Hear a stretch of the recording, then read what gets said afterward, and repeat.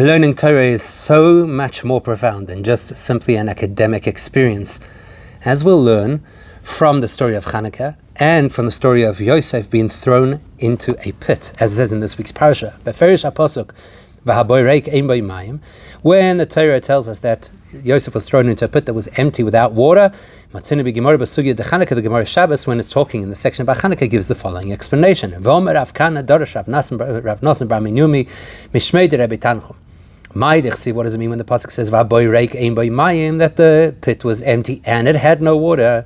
Once the Torah tells me that the pit was empty and do I not already know that it has no water?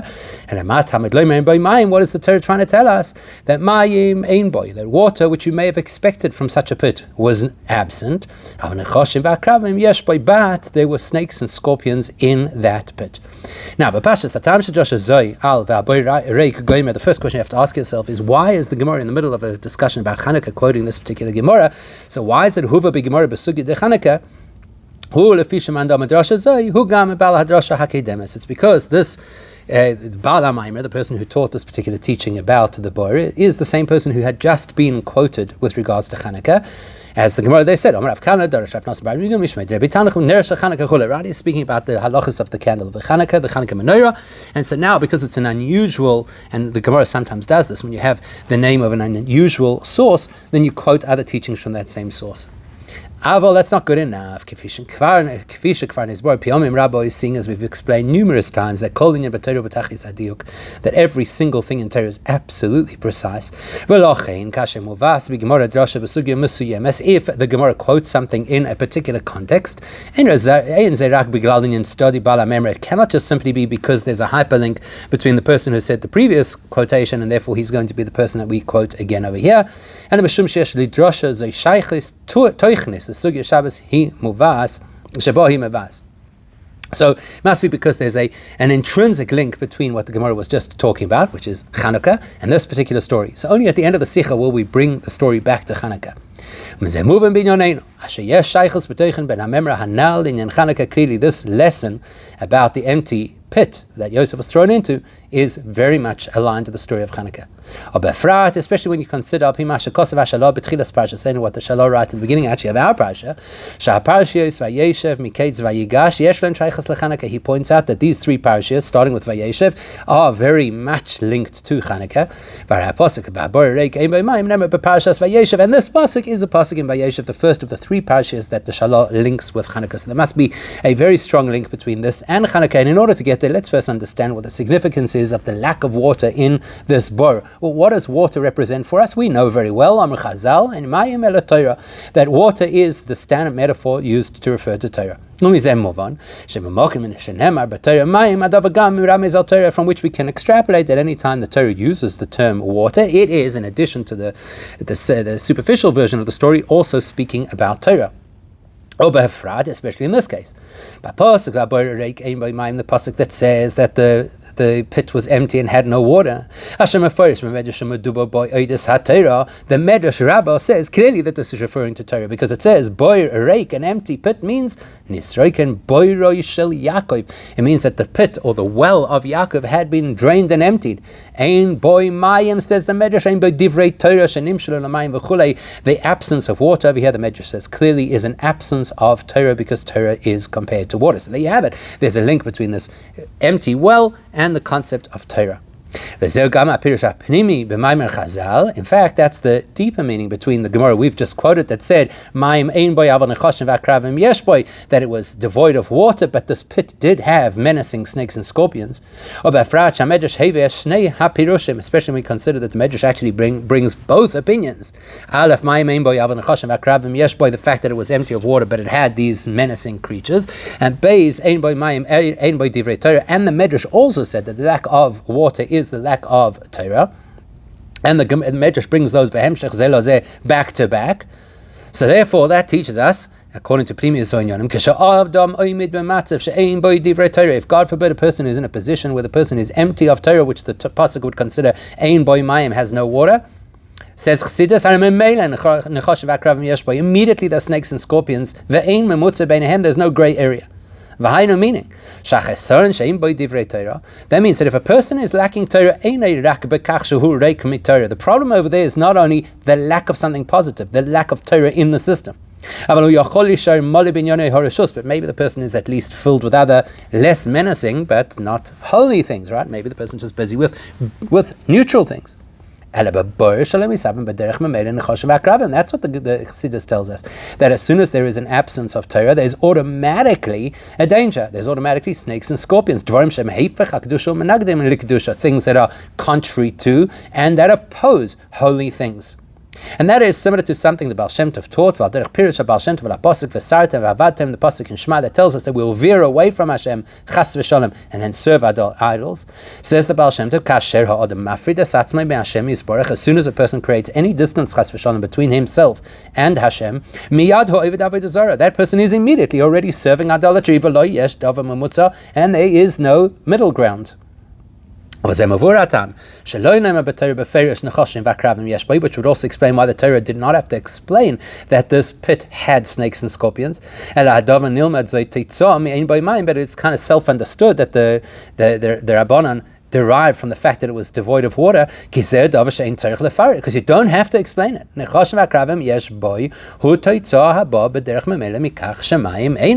It's a natural consequence. If there's no Torah to fill the space, it will be filled by snakes and scorpions. That's why the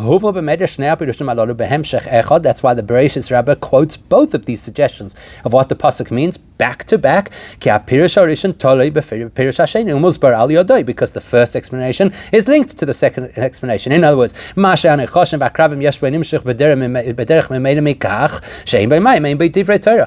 are there snakes and scorpions? The first explanation, because there's no Torah learning. The second explanation, which is comparable to water.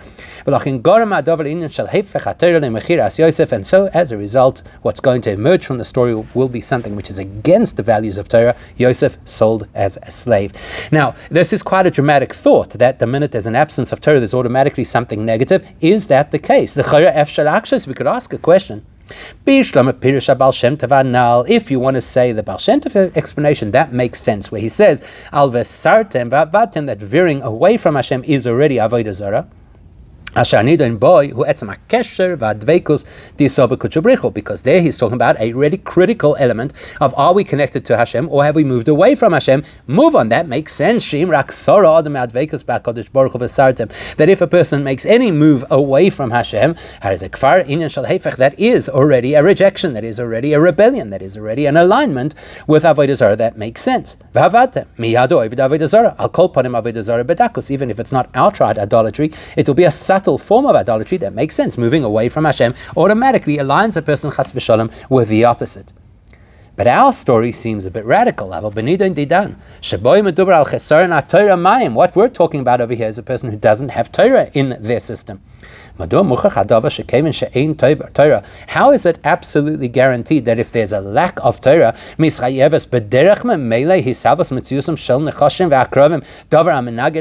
will automatically produce forces that are antithetical to and opposed to and obstruct the Torah? Why? Maybe there is a middle ground. Maybe there's engagement with Torah and being a little bit lost, and then of course the person who's in a really bad way. And there's another perspective we have to consider, which is in the story Yodua, the brothers didn't just simply want to throw Yosef into the pit because they had a grudge. They felt that halachically he deserved the death penalty. Either like the Sforno says, because they believed that Yosef was actually plotting to kill them, which put him to the category of roidef, where you can kill the perpetrator before he harms his victim. Or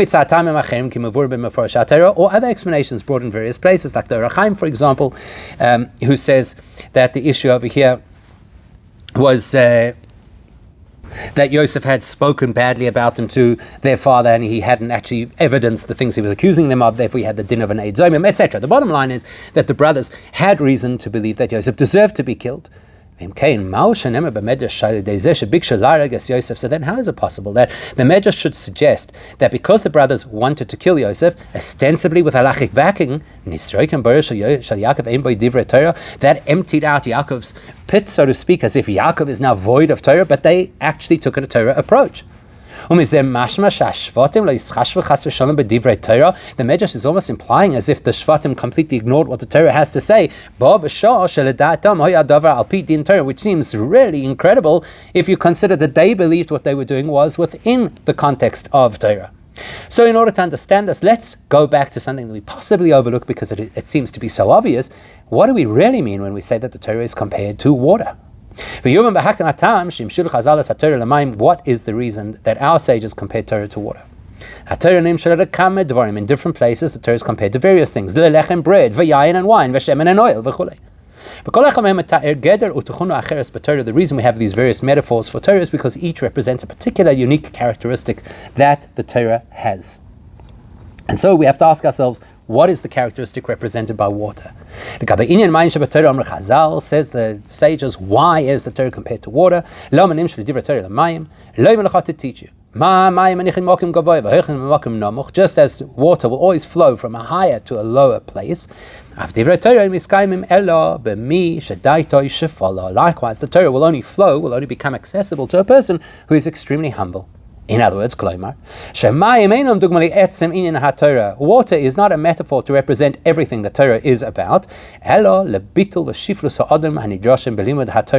the water aspect of Torah is a metaphor for the humility required in order for Torah to work, in order for Torah to get through to a person. And then we can explain the Medrash Rabbi, which said, because of the decisions of the brothers, therefore Yaakov's pool of Torah was dried up and there was no Torah. Yes, of course, they had Torah information and Torah knowledge that they were using in order to arrive at their decision to get rid of Yosef. The part of the Torah that was missing from them was the water aspect within Torah. Or the Kiddushamon Sifches will discuss this in greater detail, but the point is what they were missing was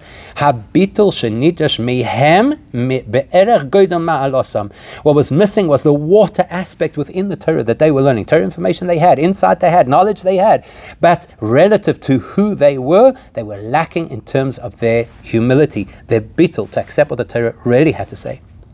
Just to illustrate that bittul is something which is relative to a person's stature, let's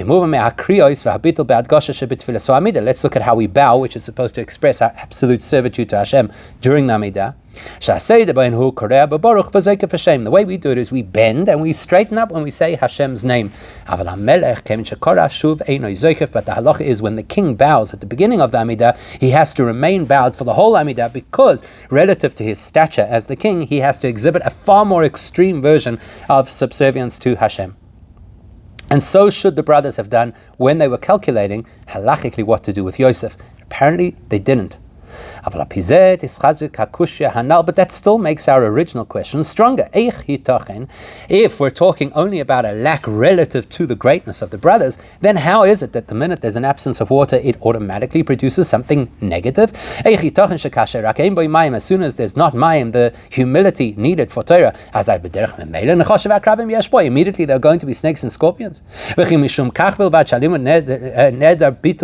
Just because their style of learning is not as humble as it should be, that's going to produce something which is exactly the opposite to and obstructs the Torah. So we probably have to understand that humility is not just an element of the experience of Torah, it speaks to the heart of what Torah is all about. Why do we learn Torah? It's not academics, it's not to feel good, it's not to have knowledge, it's not to pat ourselves on the back. The explanation is Zikr HaTorah, who the ultimate goal of Torah is Mashal Yodah Al-Dei Halumud Ba, that when you learn Torah, Miskasher Ha'adam L'Noisen HaTorah, the learner becomes bound with Hashem, the giver of Torah. That's why we learn Torah, not to be smart, not to have knowledge, not to be able to render halachic decisions. The key is to connect to Hashem, and in order to connect to Hashem, to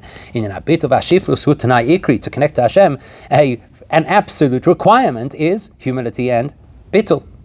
As long as a person is locked into their own sense of self, then the person has all the limitations of a created being, a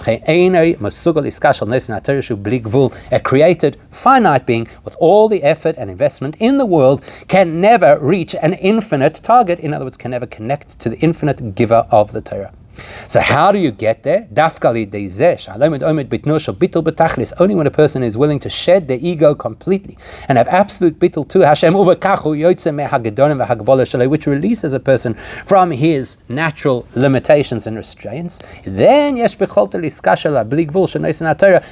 allows the person the capacity to connect to infinite God, giver of the Torah.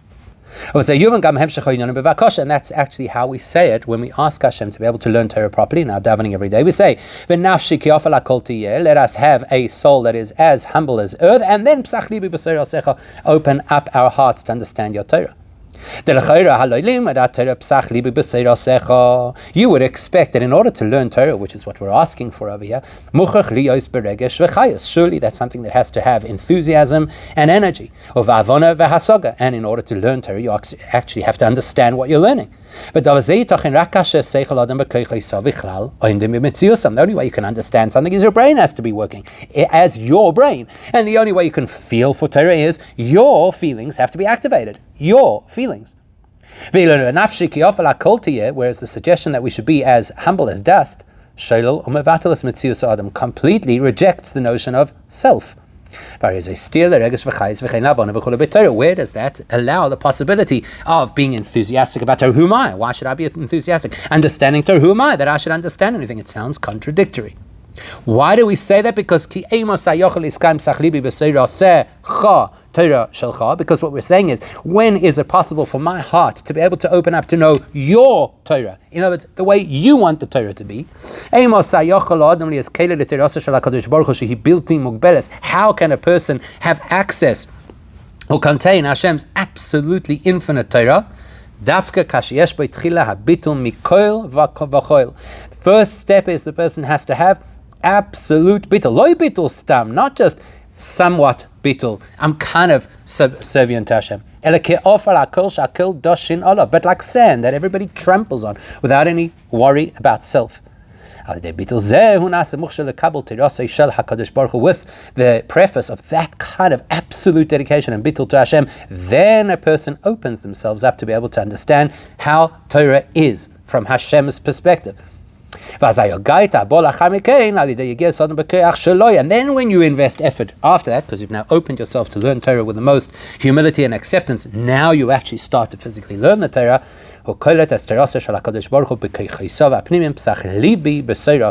Then you're actually able to do what seems impossible, to absorb within the human experience, the human mind and the human feelings, Hashem's infinite Torah.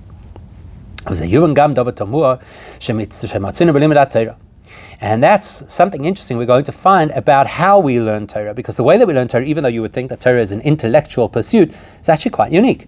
What's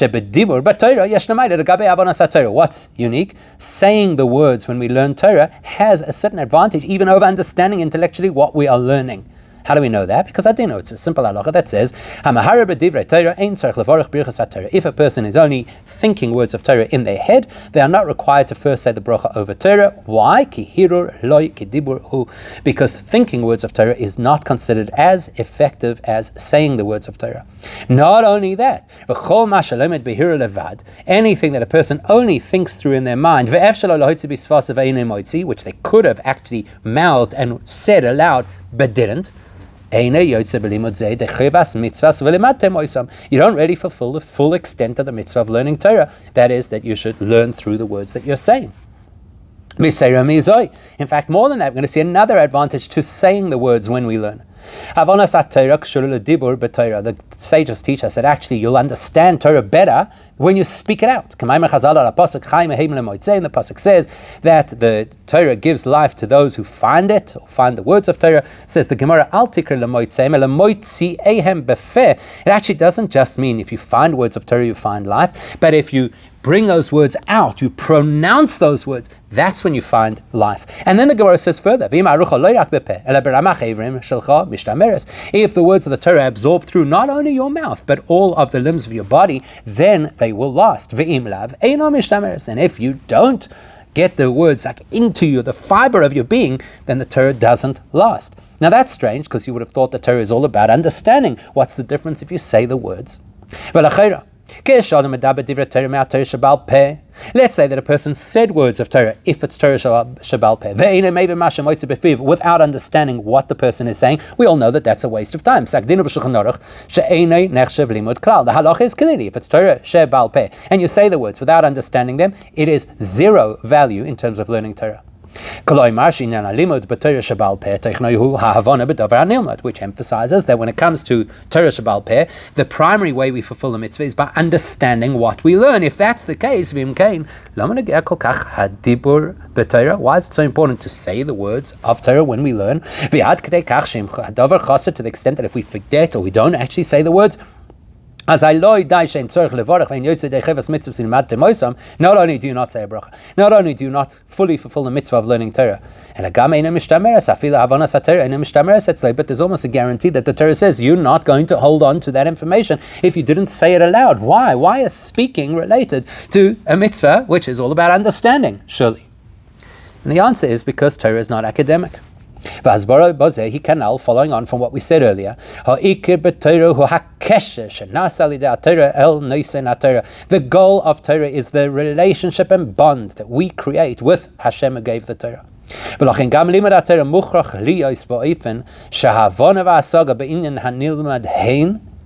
So what we have to ensure then, when we're learning Torah, is that what we're learning is should not only be locked into our understanding. That's stuff that happens in our brain. If we just sit there reading it as if it was a library book, then it would just be in our brain. That would be speaking the language of how human intellectuals, with all of their greatness and limitations, understand information. We want to go one step more than that. We want to show that this is not just an academic pursuit, and we're not just sitting in a library flipping through a book. We're actually serving Hashem. And by saying the words, that's going to illustrate that we're serving Hashem. How are we going to show that this is Hashem's Torah? Well, first, before we start to learn, we're going to have this incredible bittul and dedication to Hashem and humility. But we're not going to stop there. But the way we go through every nuance of the learning will continue that theme of complete bittul to Hashem.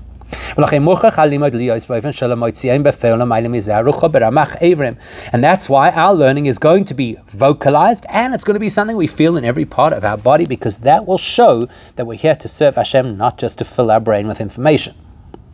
If a person were to learn Torah just using their mind, which is of course the most advanced faculty of the human, then we're saying, oh, human, that's right, that's how humans work. They use brains and he's using his brain, so he's having a human experience right now where the content happens to be Torah. As long as a person is having a human experience, they cannot grasp Hashem's infinite Torah. And we'll explain this. We'll explain it that it's impossible for the human mind, for example, to comprehend the idea of an elephant going through the eye of a needle. Now let's be honest, an elephant might be large, but it is finite. Because it is too big for the tiny eye of a needle, goes without saying that the elephant cannot get through the eye of a needle, not only in real life, but even as the Gemara Brachos tells us, you cannot even have a dream of such a ridiculous proposal, an elephant at its size going through the eye of a needle at its size. Now those are two finite objects which are relative to each other. When you're talking about Torah, which is linked directly to Hashem, the so-called pleasure of the king at his essence, that which is absolutely infinite. There's no way that infinite information is getting inside the most brilliant but finite human brain. So therefore, if all I'm using to access Torah is only my brain, it's not a sufficient tool, I cannot hold on to the Torah, it will not last. It's not possible that it will remain with a person, because the person is a person who is finite, and the Torah they're trying to grasp is infinite. Finite cannot grasp and hold on to infinite. Okay, the Gemara even gives an example, that there was a student who used to learn his Torah very quietly, kind of whispered what he was learning, and he forgot what he had learned. So what does it help to say it aloud? But when a person starts to invest other parts of their body, you say the words of the Torah, you shokel, so you're investing all the parts of your body in the Torah, you're moving your hands, there's a sense that it is a completely dynamic experience. Now you're using parts of the human being, you're using parts of the human being which are less developed than the brain, which is the crown jewel of the human. Which basically means that the person is learning Torah by diminishing themselves. It's not all about me and my brilliant brain. It's about bringing myself and the Torah that I'm learning into where Hashem wants it to be. Which means the person is saying, it's not about me. It's not about me, the brilliant intellectual. Well,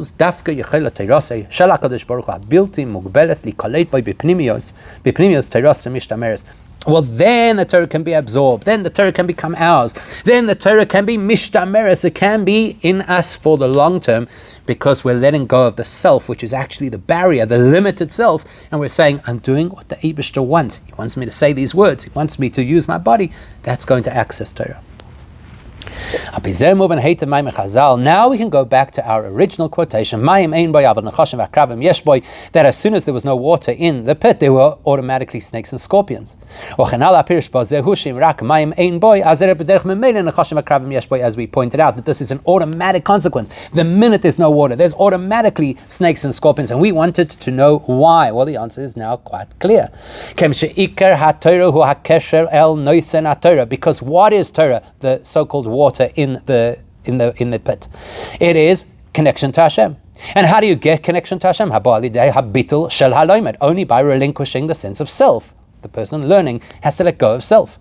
There's no grey area, there's no middle ground. If the person learning Torah has bittul, then that person will align with the truth of what the Torah is, which is Hashem's will. But if the person doesn't have the water element of Torah, in other words, they're lacking that bittul, then the person might have a tremendous amount of knowledge, but they have no relationship with the giver of Torah, and therefore they have no relationship with Torah. But as we already said, if you can't get the elephant through the eye of the needle, you can't get infinite Torah into the human brain for sure. And therefore, in exactly the same way as soon as a person chas v'shalom veers even one iota away from Hashem, they're already in the direction of avodah zarah. So too, as soon as there's a lack of bittul in a person's Torah learning, the wrong stuff is in the Torah.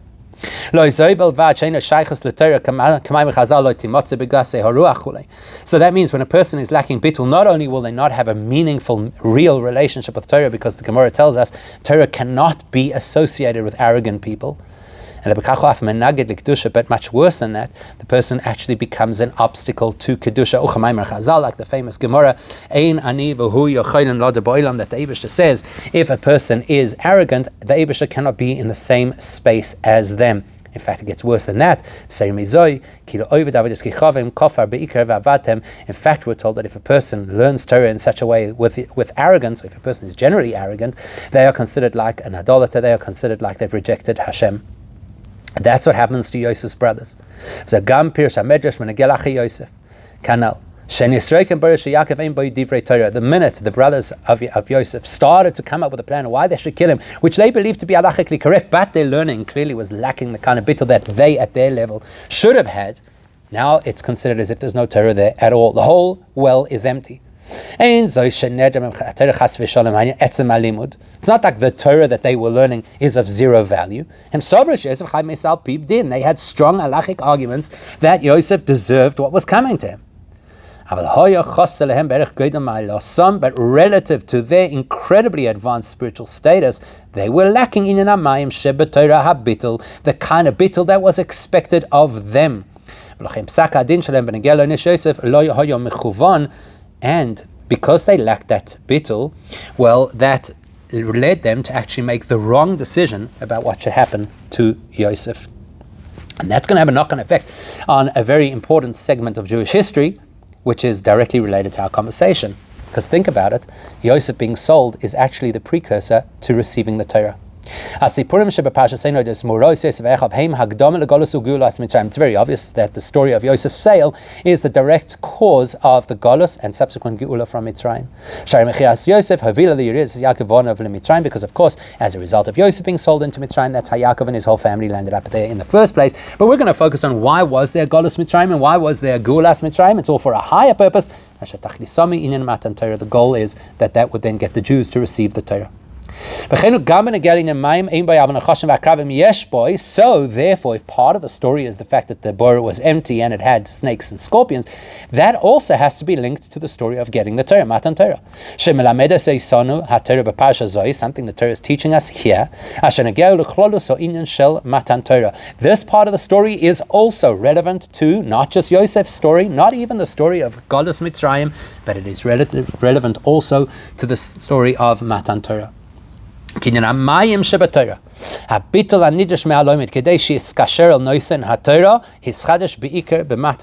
what have we been talking about? We need to have the water aspect of Torah. The bittul to Torah, well, the capacity for true bittul to Torah was actually only introduced at the time of the giving of the Torah. So yes, we have high expectations of Yosef's brothers, but the real experience of bittul for Torah only comes about at the time of Matan Torah. How do we see that? Well, let's look at the difference between how Torah was learned as before and after Matan Torah. The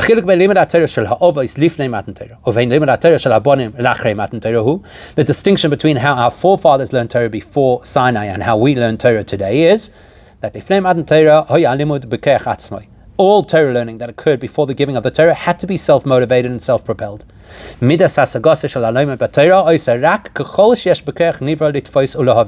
therefore, how much Torah was it possible to understand before Matan Torah depended on the individual and their spiritual and intellectual capacity. What completely changed at the time of the giving of the Torah is that the Eibusha gave us a gift. The Eibusha gave us His Torah. The fact is that the Torah, from Hashem's perspective, as Hashem experiences and enjoys the Torah, Nitna al Yedei HaKadosh Baruch Hu L'chol Yehudi, was handed over by the Eibusha to every single one of us.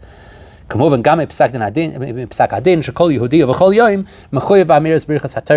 that every single one of us is required every single day to say Birchas HaTorah, which include the words Noisein HaTorah, that Hashem gave us the Torah. And by the way, that helps us understand a very intriguing comment by the Chazal about Moshe Rabbeinu. What did Chazal tell us about Moshe Rabbeinu? Originally, whenever Moshe learned Torah, he forgot what he learned. Until the Eibusha gave it to him as a gift. Well, that's a strange story. Other people before Moshe Rabbeinu, before the Torah was given, learned Torah. As we know that from the time of Avraham Avinu, there was never a period where the Jews were devoid of Torah learning. There's no question they didn't forget what they learned. Because you can't say that there was a yeshiva, a settled, long-term type of Torah learning. You can't say that if everybody's forgetting what they learned. So how come before Matan Torah people remembered what they learned, but after Matan Torah Moshe initially forgot what he learned? The Bir Bozel explanation is profound. Because as mentioned, before the Torah was given, the expectation of what you could achieve and how much Torah you could learn and how deep you could go was all relative to human capacity. So you could personally accept, learn, and assimilate whatever information you were capable of learning. But at Matan Torah, now Hashem doesn't give Torah, i.e. knowledge, which is relative to human Torah Soy, His Torah. Torah which is completely beyond the entire reality of creation. Torah that no human can actually contain, absorb, get, chap. Therefore Moshe couldn't hold on to the information, not because he's less than the others, because the Torah he's being presented with is infinitely greater. Like we said, the person who doesn't learn with bittul cannot hang on to their Torah. The key of the story is that the Eibishter then gives him the Torah as a gift, because that gives us insight into what is special about Torah now, post Matan Torah. HaKadosh Baruch Hu Kol Yochel, the Eibishter can do anything. And the Eibishter's superpower is to be able to harmonize the natural and finite with the supernatural infinite. Therefore, Nosan Esther Yosei al Bilti Mugbelas Nit No Loi, the Eibishter could then therefore give his impossible to understand Torah to Moshe, and by extension to us, to understand. Whenever a person gives a gift, they do so generously. And the greatness of a gift is the person doesn't necessarily have to be, so to speak, deserving of the gift, and certainly doesn't have to be able to afford the gift. So Eibishter is giving us, puny humans, a gift which is way beyond anything we could even begin to imagine. It's called Torah Soy, his Torah. The same as the stories with Moshe Rabbeinu, it applies also to each of us. Every one of us is capable of really truly understanding and integrating Hashem's Torah. Why? Because the Eibishter gave it to us as a generous gift, not because we're special. By the way, there's another side to this, which is that, of course, we are able to access Torah because the Eibishter gave it to us. The Eibishter is giving us a gift, but in order for us to be able to take hold of the gift, we need that bittul. If we're there on our own accord, well, then we don't have access to the gift. We have to be, so to speak, out of the way so the Eibishter can give us what he wants to give us. And the reason for that is because the Eibishter designed the world that whatever, even the greatest things that are going to come our way, are going to come through our efforts, so that nothing should be the bread of shame, a handout. Therefore, the Eibishter expects that we're going to do something as a human, because that will at least create some sense of deserving to be able to get what the Eibishter wants to give us. What do we have to do? The key is bittul. Bittul frees us from ourselves, from our limitations, and therefore opens us to receive the gift that the Eibishter wants to give us. That takes us right back to Chanukah. Now we understand the connection between this interpretation of the empty pit, the Inyan Chanukah. This is linked to Chanukah, which is why the Gemara that tells us about it is a Gemara about Chanukah. We know Chassidus talks quite a lot about the fact that in our prayer of Al-Anesim on Chanukah we say, when the Seleucid Empire, the Hellenist Empire, rose up, they wanted us to forget your Torah, not just Torah, but your Torah. They didn't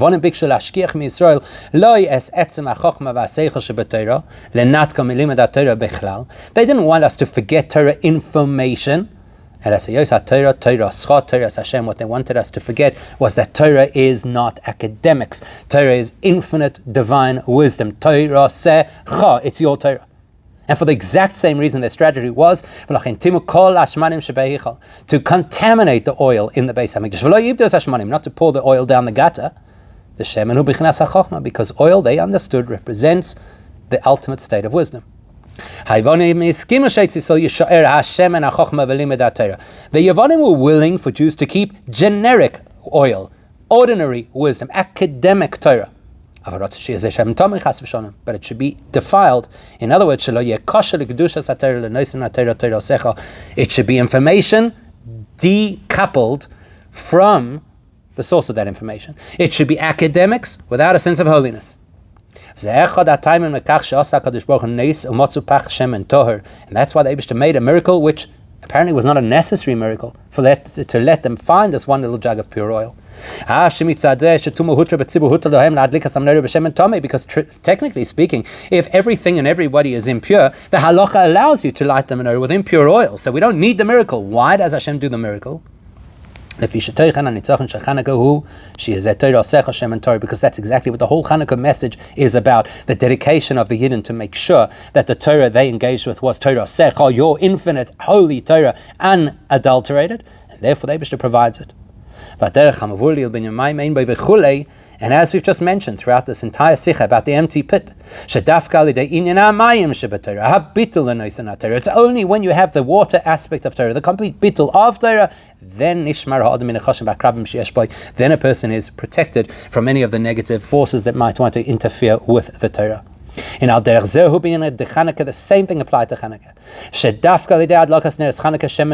When you light the Chanukah menorah, and you light it with pure oil, as we're supposed to. Then, as the Gemara tells us, you light the menorah until the footsteps of the so-called merchants disappear from the streets. And we know that the word tarmud is oisios moiredes. Tarmud is the same letters as those who would rebel against Hashem. At any time where we are lacking in terms of the purity of the oil, or the commitment to the fact that Torah is Hashem's holy, infinite Torah, then there is the possibility of rebellion and obstruction to godliness. But when we light our menorahs publicly, to the extent that it illuminates the world that is out there, that is what removes all kind of rebellion, even out there in the streets, not only in our lives. The light and purity of our Torah learning, of our commitment to Hashem, of our bittul, gets rid of the lowest of the low forms of rebellion against Hashem, until we completely illuminate the Golus and bring the ultimate Gula with Mashiach immediately right now.